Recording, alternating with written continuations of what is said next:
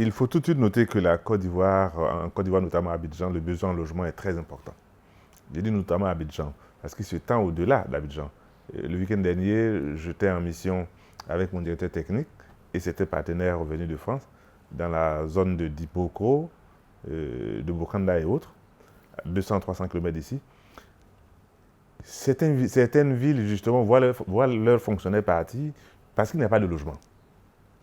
Tout juste. On ne peut pas les loger, donc ils sont obligés de repartir, notamment des enseignants. Alors, la Côte d'Ivoire donc a un besoin important en matière de logement. Le déficit, semble-t-il, tourne autour de 400 000 par an. Alors que nous n'en produisons même pas le quart.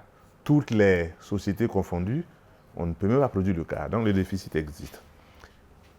Les moyens de financement existent aussi, à deux niveaux.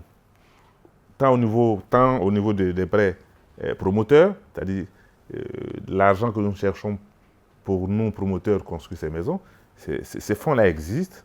Et il y a aussi que la politique du gouvernement ivoirien aujourd'hui est faite de telle sorte que chaque Ivoirien qui a un salaire dans une société qui a un minimum de crédibilité peut trouver un financement pour s'acheter la maison. La seule difficulté que nous avons, c'est que les terrains, ils existent,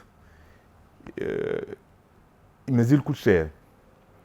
Et le fait que ces terrains coûtent cher, alors qu'il y a des règles qui existent, un principe, des normes qui existent, je le disais tantôt, dans le district d'Abidjan, le terrain le plus cher, quand il est villageois, ne peut pas dépasser 2 000 francs.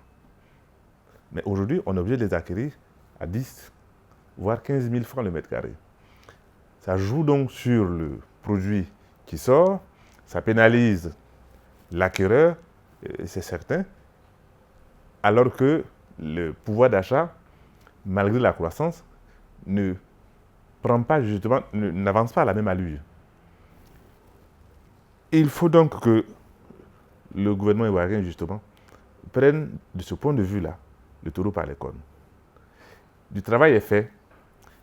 Avant, sur un même terrain, on pouvait se retrouver avec 2 ou 3 titres fonciers. Aujourd'hui, c'est des choses qui sont en train de finir. Il faut donc que le gouvernement prenne ses responsabilités, encadre la vente des terrains, notamment au niveau du prix. Quand il l'aura fait, on verra très bien que les prix vont baisser de façon substantielle. Les acquéreurs pourront s'offrir des maisons. Et nous serons très à l'aise. Mais toujours est-il que combler le déficit va nécessiter du temps et beaucoup de volonté.